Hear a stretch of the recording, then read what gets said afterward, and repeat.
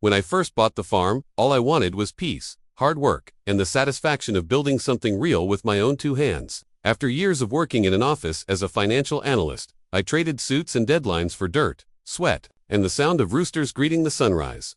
My land wasn't massive by industrial standards, but at 40 acres it was more than enough to keep me busy.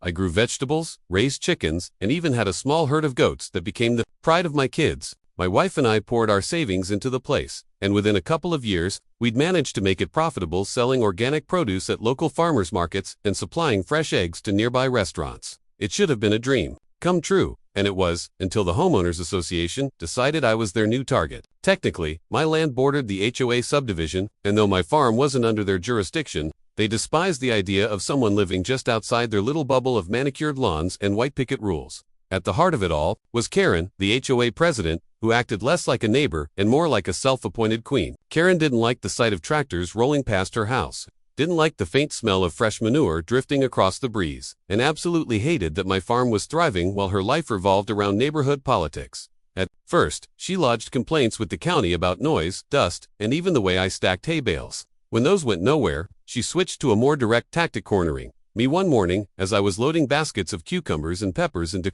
the back of my truck. She stood there in her pressed blazer and heels, like she was about to step into a boardroom, and demanded that I contribute 50% of my profits to the HOA to offset the nuisance my farm created. I almost laughed in her face, thinking she was joking, but when I saw the way she narrowed her eyes and folded her arms across her chest, I realized she was deadly serious. She claimed the HOA was entitled to a share since my operations benefited from the visibility of their upscale community and threatened that if I didn't comply, she'd find a way to shut the farm down completely. It wasn't just arrogance, it was delusion mixed with entitlement. I told her in no uncertain terms that she had no authority over me or my land, and that was the day the real war began. After that confrontation, Karen made it her mission to make every day on my farm as difficult as possible. She started small, filing bogus complaints with the county zoning office, claiming I was running an industrial operation without permits. Inspectors came out twice, shook my hand, and assured me everything was perfectly compliant. Then she moved on to environmental accusations, calling state water authorities to allege I was contaminating groundwater with farm chemicals.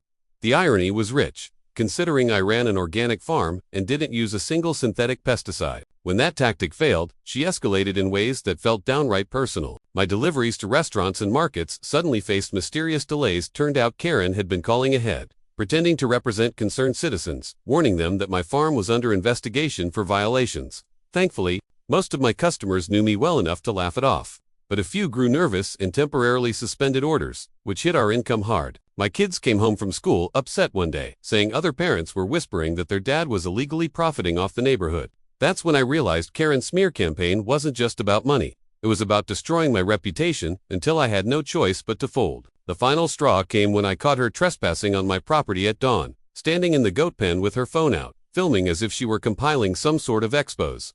When I confronted her, she sneered and said, "All this land, all these animals. This is excessive for one family. The community deserves its share. We'll shut this circus down if you don't cooperate." It was then I stopped playing defense. I spent nights combing through deed records, property laws, water rights documents, and every scrap of evidence I could find. I knew I had something Karen didn't, truth and the law on my side, but I also had an idea brewing, a way to not only protect my farm but expose her greed so thoroughly that she'd regret ever setting foot near my land again. The deeper I dug, the more outrageous her tactics became. Karen wasn't just bluffing about shutting me down. She had filed formal motions with the HOA board demanding community oversight of my farm's revenue. She claimed that since delivery trucks drove through the neighborhood to reach my property, the HOA was entitled to a percentage of my profits as road usage compensation. It was laughable on paper, but the board stacked with her wine club friends actually scheduled a vote. That's when I decided to get strategic. I spent a weekend compiling every ridiculous letter, every false report, every video clip from my security cameras showing her trespassing, along with the signed affidavits from county and state inspectors, proving my operation was fully legal. But I didn't stop there. Through some digging in county records, I discovered that Karen herself was in violation of multiple zoning codes. She'd built a massive unpermitted pool house behind her property, hidden from street view, and she was using it to run a side hustle, renting it out on short-term rental sites without declaring income. The hypocrisy made my blood boil, but it also gave me the leverage I needed. I waited until the HOA's profit-sharing vote, when Karen strutted into the clubhouse like a queen about to claim her crown.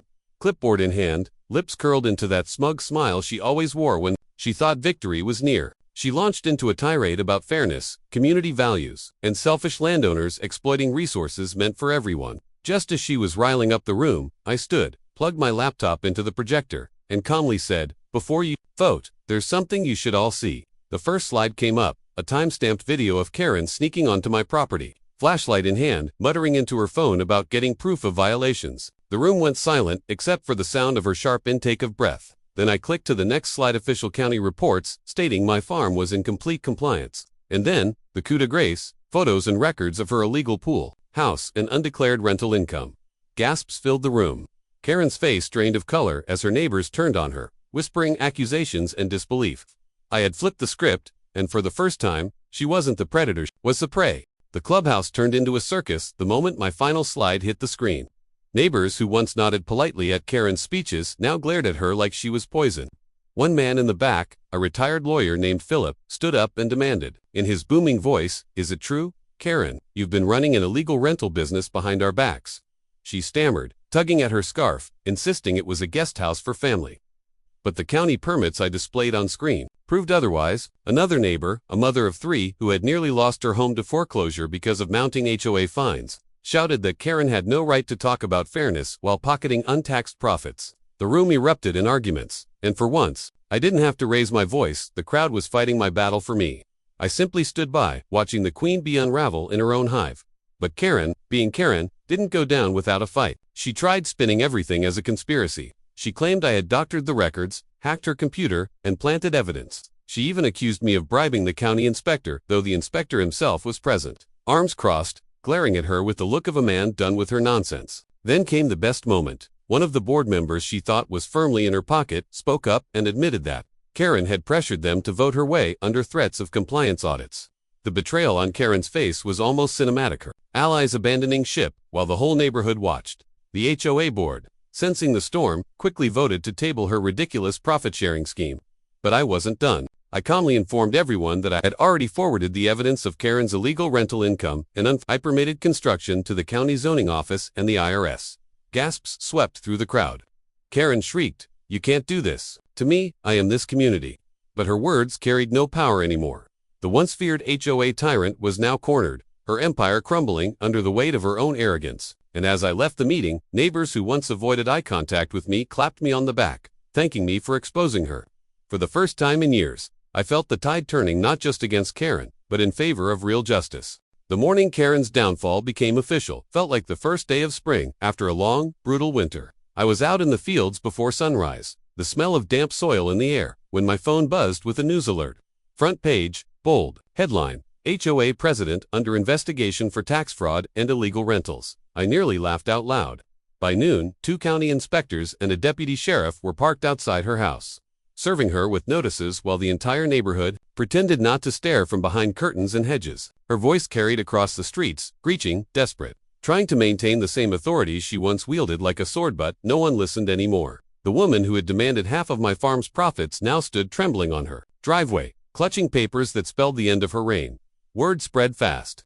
Neighbors gathered in little clusters, whispering and shaking their heads, and one by one, they began apologizing to me. A man who had previously signed off on her fines admitted that he'd been too afraid to speak out. A young couple confessed they'd considered moving because of her harassment.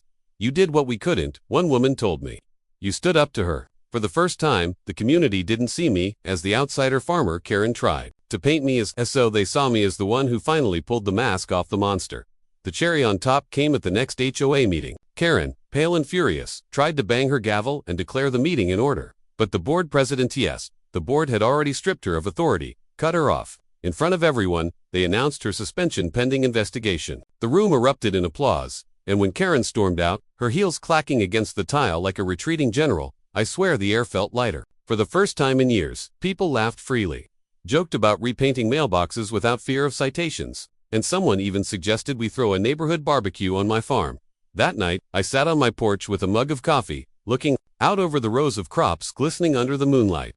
The farm that Karen once tried to claim was community property was still mine, stronger than ever, and Karen, she was nothing more than a cautionary tale, a reminder of what happens when arrogance meets accountability. I didn't just protect my land, I reminded the whole neighborhood that no one, not even a self-proclaimed HOA queen, is above the law.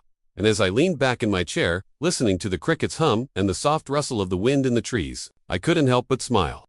Justice had a way of watering its own fields, and mine had never looked greener.